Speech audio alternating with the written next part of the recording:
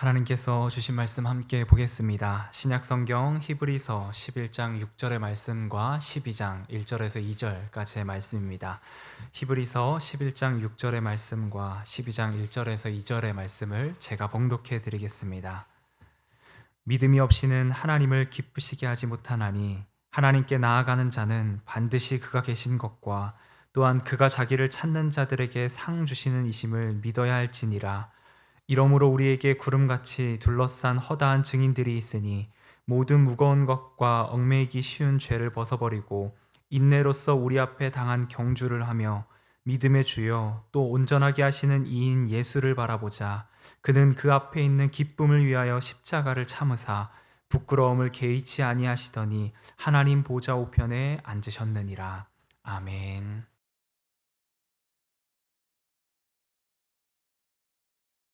오늘은 세움행전 6번째 시간으로 믿음으로라는 제목으로 함께 말씀을 나누고자 합니다.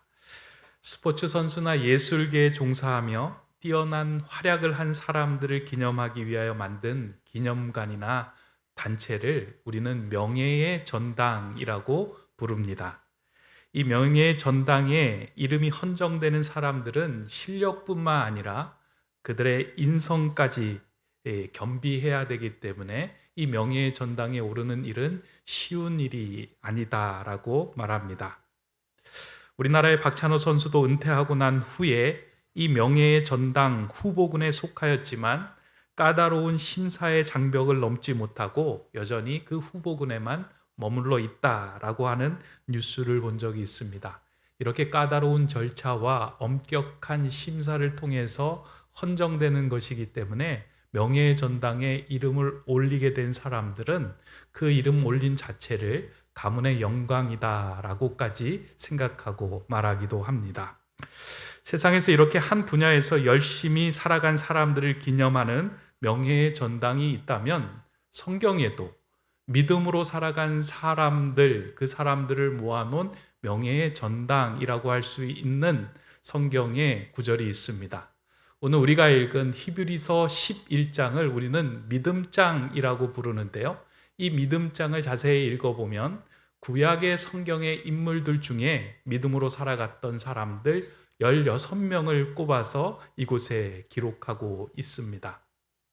여러분들 한 사람 한 사람 이름을 보시면요. 아벨로부터 시작해서 나중에 기드온까지 해서 여러 명의 이름이 올라가 있습니다.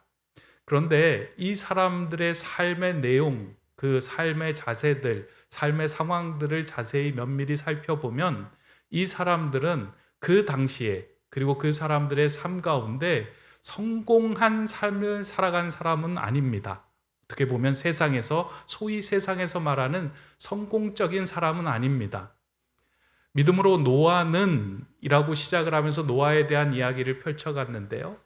노아의 삶은 어떻게 보면 사람들로 하여금 멸시를 받고 업신여김을 받은 삶이었지 세상의 기준으로 볼 때 그의 삶은 성공적인 삶이 아니었습니다. 왜냐하면 하나님께서 하신 그 약속의 말씀, 지금까지 한 번도 본 적이 없는 배를 만들라, 앞으로 비가 올 것이다 라고 하는 그 약속의 말씀을 그냥 온전히 신뢰하며 믿음으로 길을 걸어 나갔는데 그 여정과 과정 속에서 사람들은 노아를 향하여 미친 노인이다 라고 평가하였기 때문입니다.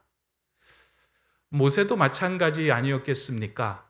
모세도 이스라엘 백성들을 출애굽하여 가나안까지 인도한 지도자의 삶을 살았는데 정작 이스라엘 백성을 인도한 자신은 가나안 땅을 밟아보지도 못한 채 느보산에서 자신의 인생을 마감해야만 했습니다. 성공한 삶이라고 한다면 그 가나안에 들어가서 가나안 땅에서 나오는 아름다운 결실을 얻고 가나안 사람들로 하여금 그리고 그 주변의 사람들로 하여금 칭송까지 받아야 하는데 그런 일들은 없는 채 그냥 느보산에 산소도 찾을 수 없는 상황으로 그의 삶은 사라져버리고 말았습니다. 그럼에도 불구하고 성경은 믿음의 전당, 명예의 전당에 이와 같은 사람을 언급하고 난 후에 이 모든 사람들은 믿음으로 이 땅을 살아간 사람들이다 라고 언급하며 기록해 주고 있습니다. 성경에서 이 사람들을 믿음으로 살아가는 사람들, 그리고 믿음으로 성공한 사람들이라고 이야기하는 이유는 단 한 가지입니다. 그들의 삶이 이 땅에서 번영되고 성공하고 무언가 축복을 누리는 삶이었기에 이 자리에 올린 것이 아니라 그들이 그와 같은 삶을 이끌어올 수 있었던 그 힘, 원동력을 가졌던 것이 믿음에 의해 움직였던 사람들이기 때문에 그곳에 그의 이름을 실어 놓은 것입니다.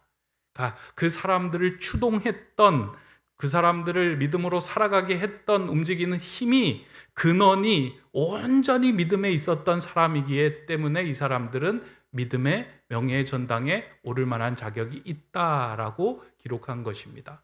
그래서 우리가 히브리서 11장을 읽으면서요, 오해하지 말아야 되는 것 하나가 있어요.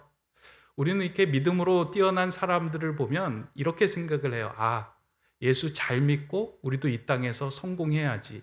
예수 잘 믿고 우리도 자녀가 잘 되는 복을 누려야지.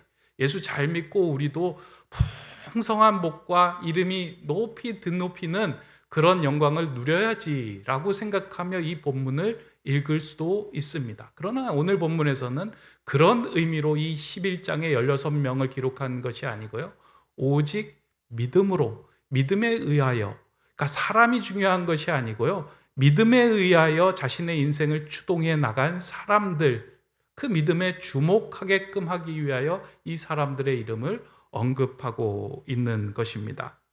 우리는 예수 잘 믿으면 세상에서 일어나는 모든 어려움과 환난으로부터 우리의 삶은 제외될 것이다 라고 생각합니다.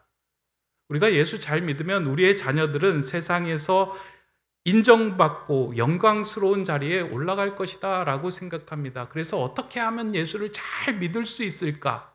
이거에 대해서 고민하고 생각하고 탐구합니다. 그러니까 예수 잘 믿는 이유를요, 세상에서 잘 되고 번영하는 것에 초점을 두고 거기에 등가를 매기고 있다라는 겁니다. 아닌 것 같지만 우리의 삶에는 이러한 영향과 이러한 기준에 의해서 우리가 살아갑니다. 그런데 하나님께서 보시는 것은요, 세상에서 너가 어떤 성공을 했느냐 여기에 주목하지 않고요, 세상에서 일어나는 많은 일들과 상황과 어려움에 대해서 너희가 얼마나 믿음으로 그 문제를 풀어나갔느냐, 너희가 얼마나 하나님이 살아계시고 하나님이 역사하시고 하나님이 네 인생의 주인이심을 내 삶에서 얼마나 많은 이야기로 써나가고 있느냐, 그것을 하나님께서는 보기를 원하신다는 겁니다. 하나님의 관심은 거기에 있습니다. 성공에 관심이 있는 게 아니고요, 믿음으로 살아가면서 하나님 살아계시고 하나님은 우리의 상 주시는 분이심을 믿고 살아가는 그 모습 자체에 하나님이 관심이 있다는 것입니다. 그러면서 이 땅을 살아가는 자의 삶의 모습으로 하나님의 약속을 받은 자로서 이 세상 사람들과 다른 모습으로 이 세상에서 살아가기를 원하고 계십니다. 말씀을 준비하면서요, 그냥 혼자 앉아서 기도하는데 그냥 이런 막 상상이 떠올랐어요. 우리는 하나님의 약속을 받은 사람들인데 어떻게 이 세상 사람들과 다른 삶을 살아갈 수 있을까? 그 묵상하던 중에 이런 상상이 떠올랐습니다. 한번 여러분들도 상상하며 들어보시기 바랍니다. 어느 날 모든 것이 다 갖추어진 파라다이스 섬의 주인이 우리로 하여금 당신은 이제 그곳에 들어가서 모든 것을 누릴 수 있는 자격을 얻게 되었습니다 라고 하는 초청장을 우리에게 보낸 거예요. 그 초청장을 받고서요, 이제 우리가 너무 기뻐하는 거예요. 우리는 이제 그 모든 것이 갖춰져 있는 그 파라다이스 섬에서 이제는 모든 걱정과 염려 다 내려놓고 살아갈 수 있구나 라는 그 이제 안도감에 살아가게 됩니다. 그 초청장에 이렇게 써 있습니다. 그곳에는 모든 것이 다 갖추어져 있기에 지금 가지고 있는 것들은 짐이 되니 굳이 가지고 올 필요가 없습니다. 다 놓고 오십시오. 또한 그곳에는 최상의 서비스들이 제공되니 지금의 몸 상태와 재정 상태를 염려하지 마시고 오기만 하면 됩니다. 이제 곧 배를 보내어서 당신을 이 자리로 모시고 올 테니 배가 오기 전까지 당신이 지금 살아가고 있는 그 땅에서 의미 있는 시간, 의미 있는 삶을 보내고 오십시오. 주변에 있는 사람들을 더 많이 사랑하고 베풀어주며 어려운 상황이 올 때라도 조금 있으면 이제 예비된 곳으로 가니 낙심하지 말고 의연하게 대처하며 살아가십시오.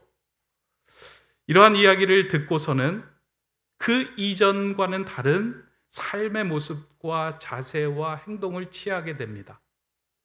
이전에는 내 삶에 주어진 것들에 대해서 더 가지려고 아등바등했다면, 이젠 내가 그곳에 들어가면 이 땅에서 살아가면서 필요했던 것들이 모두 무의미하게 된다라는 그 의미를 가지고 양보하고 나누어주고 베풀어줄 수 있는 마음이 생긴다는 거예요. 누군가하고 불화해서 그 사람을 미워하는 마음이 생겼다면 이제 내가 들어가야 할 그곳에서는 이 사람들과 이제 다시는 만날 수 없으니 그 사람과 화해하고 들어갈 수 있는 마음이 생기는 거예요. 내 삶에 어려운 상황이 다가올 때 그 상황에 대해서 이전 같았으면 낙심하고 포기하고 주저앉고 원망하고 불평했다면 의연한 자세로 그것을 대처하고 바라보게 되는 거예요. 그리고 그 문제를 새로운 시각에서 풀어나갈 수 있는 힘이 생깁니다. 그 힘이 어디서부터 올까? 그것은 다른 것이 아니라 새로운 섬으로 들어갈 수 있다는 그 약속을 쥐고 있는 그 초대장, 그리고 그 약속을 믿는 믿음에서부터 이와 같은 일들이 생겨난다라는 겁니다. 히브리서에서 말하고 있는 믿음은 바로 이 믿음입니다. 너희가 그 믿음을 가졌다. 하나님께서 너희를 위하여 영원한 도성, 하나님의 나라를 예비하셨다. 하나님께서 너에게 영원히 살 수 있는 영생을 너에게 허락하셨다. 이 땅의 삶에서 너무 아등바등하지 말고 영원한 도성, 영원한 하나님의 나라를 바라보며 이 땅에서 새로운 삶으로 하나님의 자녀로 좀 살아가면 좋겠다. 염려하지 마라, 걱정하지 마라. 너 인생 내가 책임져 줄 거다. 나를 믿어라. 이 말씀을 히브리서에서 계속해 나가고 있습니다. 그 이유가 있는데요. 히브리서를 읽는 독자들의 그 특이한 상황 때문에 이런 말씀을 해 나가고 있는 겁니다. 히브리서를 읽고 이해하려면요, 여러 가지 것들이 이제 필요한데 구약에 대한 이해도 필요하고요, 어떤 유대교의 전승도 필요하고요, 그 다음에 그 당시 시대적인 상황도 이해를 할 때 이 히브리서가 입체적으로 우리에게 읽혀지게 됩니다. 그 가운데 구약을 다 이야기를 할 수는 없지만 그 시대적인 상황이 어떤 상황이었는가, 왜 이렇게 히브리서는 믿음에 대해서 믿음장을 이야기하고 믿음의 명예전당에 오른 사람들을 이렇게 하나둘씩 언급하고 있는가, 그 이유가 있다는 겁니다. 히브리서가 기록될 당시가 주후 65년경인데요. 이때 어떠한 일이 있냐면 로마에 큰 화재가 일어납니다. 그 화재로 인해서 많은 사람이 죽고 건물들이 소실되는 일들이 생겨나면서 많은 사람들이 이제 황제에게 원망과 불평을 토하는 거예요. 이걸 어떻게 했느냐? 이 문제를 어떻게 해결할 수 있느냐라고 이야기를 할 때 네로 황제는 그것을 모면하기 위해서 그 화재의 주동자로, 화재를 일으킨 사람으로 누구를 지목하냐면 그리스도인들을 지목하게 됩니다. 이 그리스도인들이 이 땅을 살아가면서 이 땅을 전복시키기 위해 화재를 내고 이와 같은 행위를 저질렀다. 저 사람들은 국가를 반역하고 엎어뜨리는 사람들이다. 저 사람들을 색출해내라 라고 이야기하고 명령합니다. 그 순간부터 그리스도인들은 쫓겨다니는 인생이 되기 시작합니다. 그리스도인들을 잡기 위해서요, 이제 로마의 군인들이 다양한 방법으로 그리스도인들을 색출해내는데요, 그러다 보니까 집에서 살지 못하고 들이나 계곡이나 산에, 굴에 숨어서 사는 거예요. 생명을 유지하기 위하여. 그때 로마의 군인들은 이제 사냥개를 가지고 사냥개를 들에 풀어놓고 산에 풀어놓고 굴에 풀어놓습니다. 그러면 이제 도망을 가다가요, 미처 도망가지 못한 어린아이들은 그 사냥개에 물려 죽는 일들이 막 눈앞에서 벌어지는 거예요. 그 상황 속에서 어른들은 그런 생각을 해요. 우리가 믿음을 지킨다는 것이 무엇이냐? 이 상황에서 예수 그리스도를 믿는다는 것, 그것이 어떤 의미가 있느냐? 내가 어떻게 끝까지 예수 그리스도를 믿고 따라가야 하겠는가 하는 질문들이 그들의 마음속에서 막 넘쳐나는 거예요. 왜 믿는 사람들은 이 상황에서 제외되지 않고 이 상황으로부터 보호받지 않고 예수 그리스도가 나타나서 어려움으로부터 우리를 구원하고 건져내지 않고 이 어려운 가운데 그대로 두고 있는가? 그러려면 나는 예수 믿지 않겠다 하고 배교하는 사람들이 늘어나는 상황에서 히브리서 저자, 히브리서 기자가 이야기를 합니다. 믿음이라는 것이 무엇이냐? 이 땅에 살아가면서 너희가 성공하고 잘 먹고 잘 누리는 것이 믿음이냐? 믿음은 무엇이냐라는 것에 대해서 이제 하나 둘씩 써나가는 것이 이 히브리서의 말씀인데요. 그 말씀이 11장, 12장에 이르러서 완전하게 우리에게 제시하고 또 히브리서 사람들에게 제시합니다. 그러면서 히브리서의 명예의 전당에 오른 16명의 이름을 언급하면서 이 사람들은 모두 다 영원한 하나님의 도성, 하나님의 나라를 바라보며 보이지 않는 것 같지만, 바랄 수 없는 것 같지만 그것을 믿음으로 나가고 결국은 이와 같은 믿음의 전당에서 나와 함께 기쁜 삶을 누리고 있다라고 이야기를 하며 그들을 권면합니다. 아마 히브리서 읽는 독자들은 그 이야기를 들으면서 여러 가지 마음의 위로를 받았을 것입니다. 그래서 오늘 읽은 11장 6절에서는 이렇게 히브리서 저자가 이렇게 이야기합니다. 믿음이 없이는 하나님을 기쁘시게 하지 못하나니 하나님께 나아가는 자는 반드시 그가 계신 것과 또한 그가 자기를 찾는 자들에게 상 주시는 이심을 믿어야 할지니라. 하나님께서 우리에게 예배해 주신 하나님의 나라가 주어지고 그 나라를 바라보며 살아가는 사람들, 그 믿는 믿음으로 살아가는 삶이 하나님을 기쁘시게 하는 삶이다. 그리고 결국은 하나님의 나라에서 이와 같이 나와 함께 온전한 기쁨을 누리게 될 것이다 라고 그들에게 권면하며 말씀하고 있습니다. 그러면서 그러한 삶을 살아간 믿음의 선진들이 이제 여러분을 응원하며 여러분들이 걷고 있는 믿음의 경주를 완주하기 바란다 라고 하면서 제시한 본문의 말씀이 오늘 우리가 읽었던 12장 1절의 말씀입니다. 제가 한번 다시 읽어드립니다. 이러므로 우리에게 구름같이 둘러싼 허다한 증인들이 있으니 모든 무거운 것과 얽매이기 쉬운 죄를 벗어버리고 인내로써 우리 앞에 당한 경주를 하며. 이제 11장을 이해했다면요, 12장 1절에 대한 말씀들이 좀 이해가 됩니다. 구름같이 둘러싼 허다한 증인들이 있으니 여기는 이제 16명의 증인들을 이야기하고 있는 거예요. 그러니까 믿음으로 살아갔던 16명의 증인들이 믿음의 경주를 다 마치고 믿음의 전당에 오른 사람들이 이제 그 어려운 삶을 살아가는 사람들을 둘러싸서 그렇게 이야기하는 거예요.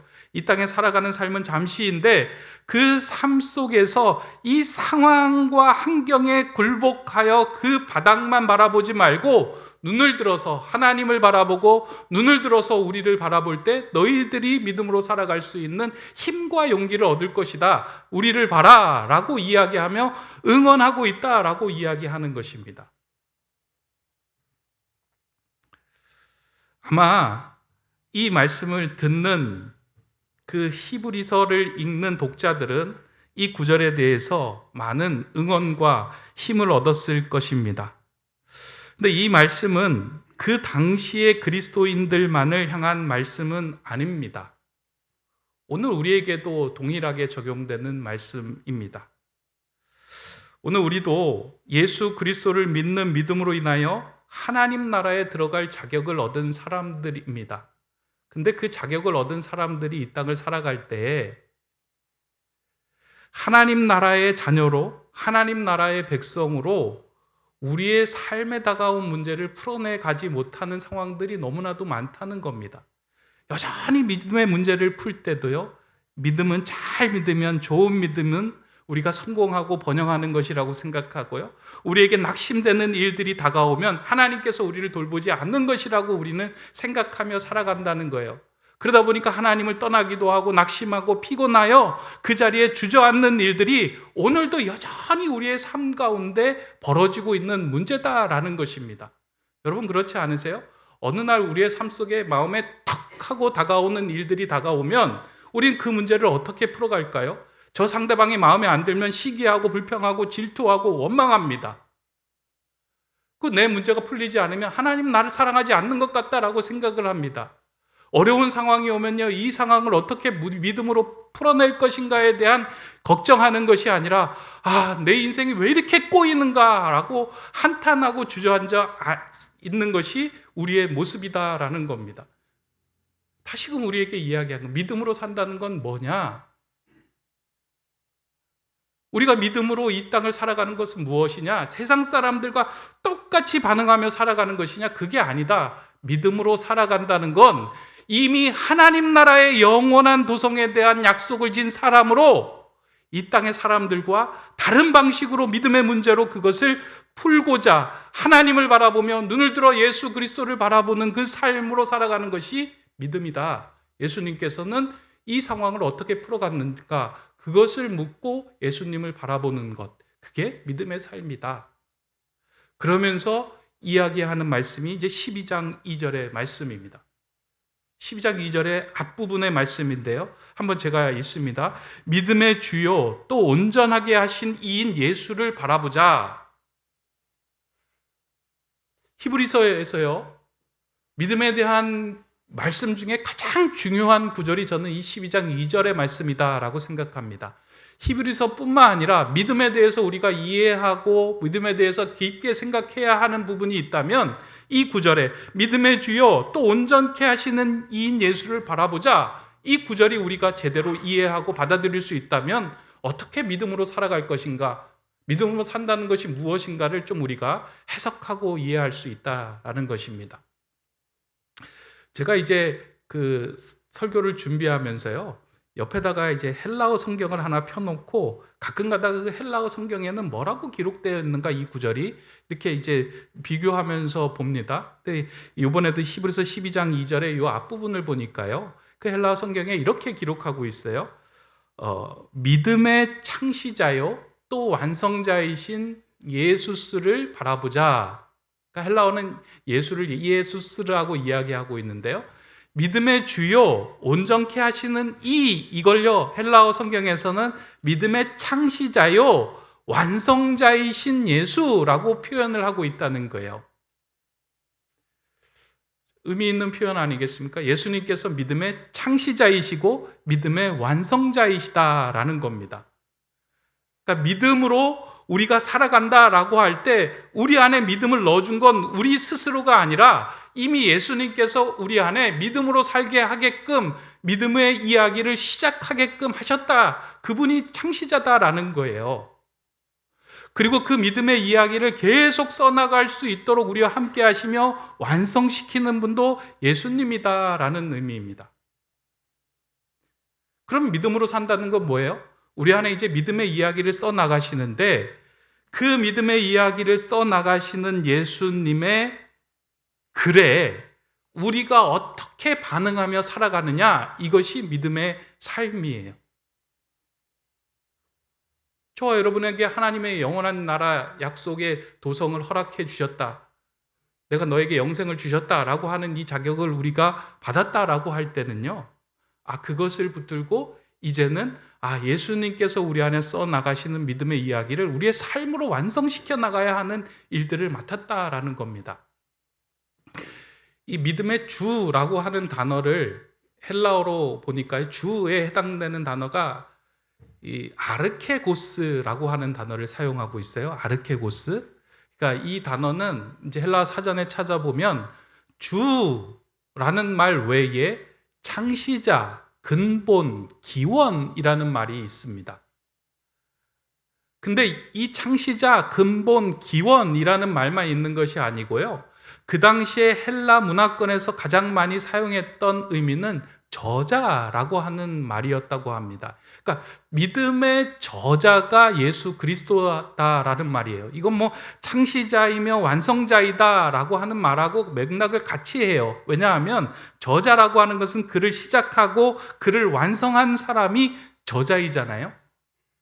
우리가 예수 그리스도의 믿음이 담긴 믿음의 책이라면 우리 안에 글을 시작하신 예수 그리스도께서 우리를 통해서 완성시켜 나가시는 믿음의 이야기들을 우리를 통해서 기록해 나가기를 원하신다는 겁니다. 그러니까 믿음으로는 내 삶 속에서 이루어진 상황이 벌어졌을 때 이 문제를 어떻게 믿음으로 풀어갈 것인가 하면서 믿음의 주요 온전케 하시는 예수를 바라보면서 그 믿음의 이야기를 하나둘씩 써나가는 거예요. 그래서 어느 날 문득 내 삶 속에 불쑥 고개를 드밀고 있는 어려운 문제들이 있잖아요. 당황케 하는 문제들이 있잖아요. 낙심케 하는 문제들이 있잖아요. 근데 이전에는, 예수를 알기 이전에는 이런 문제들이 있으면요, 바로 세상적으로 풀어나가면 돼요.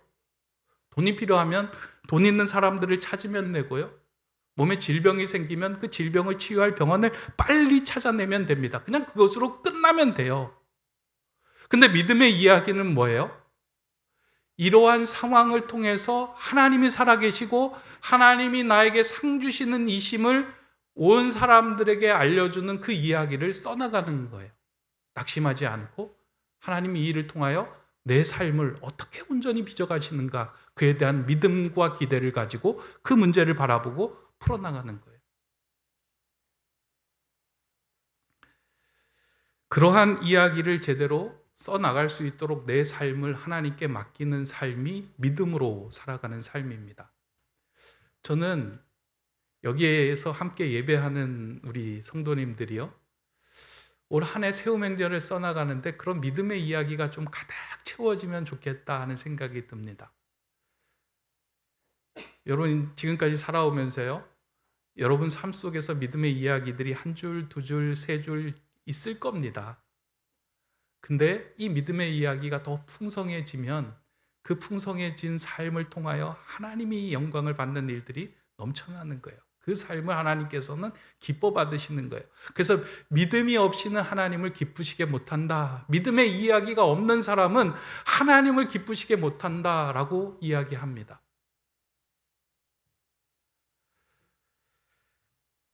설교를 이렇게 정리하다가 이 아르케고스라고 하는 단어가 참 매력적이어서 이곳저곳에서 이것이 어떤 의미로 사용되고 있는가 막 찾아보다가 하나 발견한 것이 참 의미가 있다라고 생각을 하는데요, 이 아르케고스라고 하는 게 아까 주, 창시자, 근본, 기원이라는 의미가 있었다고 얘기했잖아요. 그런데 이 헬라의 시대에서 이 아르케고스가 어떠한 일을 하는 직업을 지칭하는 용어로 사용된 단어라고 합니다. 그 직업이 뭐냐면 배가 거친 파도를 만나 정박하기 어렵거나 항구의 조건이 나빠서 육지에 다다를 수가 없을 때 그 배에서 수영을 가장 잘하는 사람이 바다로 뛰어들어 밧줄을 가지고 육지로 가서 바위나 나무에 묶습니다. 그러면 남은 사람들이 그 밧줄을 잡고 육지까지 이제 무사하게 오게 됩니다. 그렇게 다른 사람을 위하여 자신의 목숨을 내놓고 생명의 터전까지 연결하는 일을 하는 사람을 아르케고스다라고 한다라는 겁니다. 의미 있지 않습니까? 배가 가고 있는데 정박하기 어려운 상황에서 그 상황을 보고 먼저 바다로 뛰어들어서 그 줄을 생명의 터전까지 연결해 주는 역할을 하는 거예요. 예수 그리스도가 이 아르케고스 아닙니까?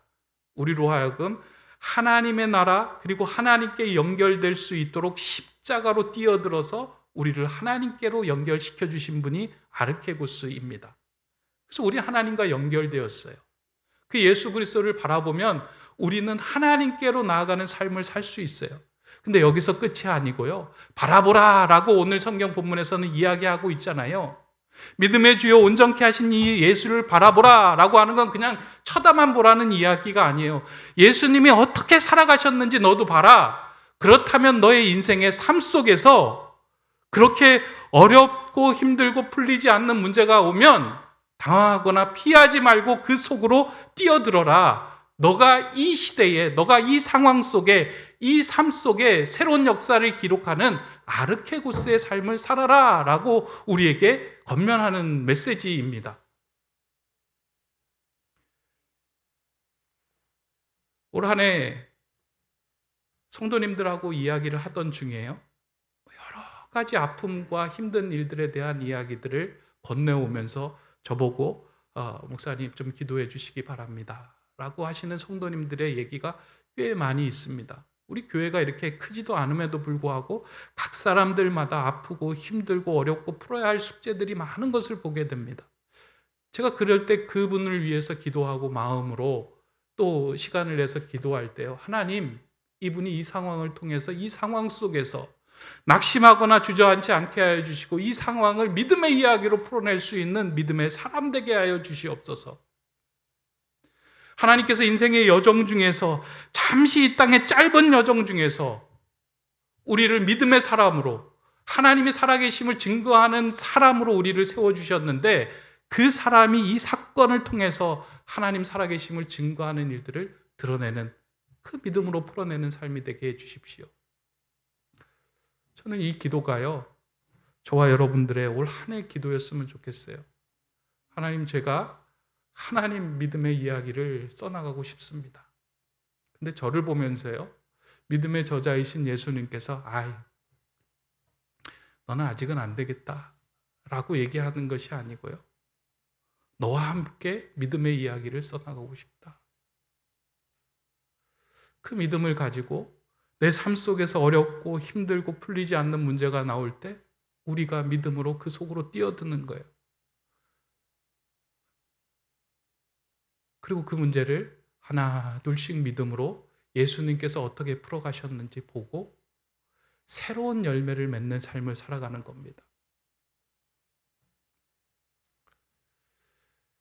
지금까지 우리가 반응하고 행동했던 많은 것들은 믿음에 의한 반응이 아닌 것들이 많이 있습니다.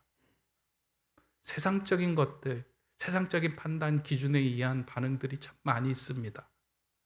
그것으로 인해서 상대방이 힘들게 만들 때도 있고요, 또 내 자신을 힘들게 만들 때도 있습니다. 그때 우리는 거기에만 머물러 있지 마시고요, 믿음의 주요 온전케 하신 예수 그리스도를 바라보시기 바랍니다. 그때 예수님께서 그 문제를 풀 수 있는 힘을 저와 여러분에게 부어주실 겁니다. 그 예수 그리스도의 줄을 붙들고 있는 자는 영원히 하나님 나라에서 떨어지지 않는 그 영원한 터전에 도달하게 될 겁니다. 그 소원의 황구에 도달하게 될 겁니다. 그러한 삶을 그 아르케고스로 주님의 뒤를 이어가는 세움행전을 써나가는 저와 여러분 되시기를 주님의 이름으로 축원합니다. 기도하겠습니다. 사랑의 하나님, 자격 없는 우리를 하나님의 자녀 삼으시고 하나님의 나라에 살아갈 수 있는 귀한 은혜를 허락해 주심에 감사드립니다. 믿음의 저자이신 예수님께서 내 삶을 통하여 믿음의 이야기를 멋지게 써나갈 수 있도록 내 삶을 내어드리오니 우리의 삶에 예수 그리스도의 이야기로 가득한 삶이 되게 하여 주시옵소서. 우리도 예수님처럼 이 땅에서 하나님을 드러내는 믿음의 사람으로 아르케고스로 이 땅을 당당하게 살아가는 그런 믿음의 삶이 되게 하여 주시옵소서. 믿음의 창시자요 저자이신 예수 그리스도의 이름으로 기도드립니다. 아멘.